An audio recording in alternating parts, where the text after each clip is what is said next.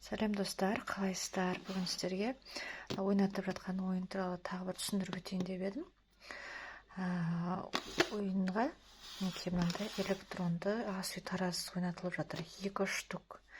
Демек, 2 адам ұтып ала мүмкіндігі бар. 20 билеттің ішінен. 20 билет, 2 электронды таразы.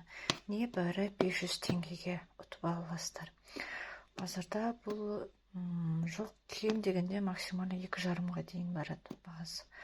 2300, 2500 қазір сондай. Мынандай өте удобный, ыңғайлы.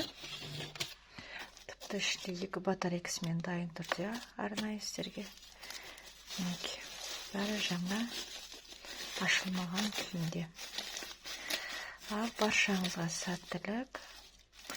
Табысты болыңыздар, ұтысты болыңыздар.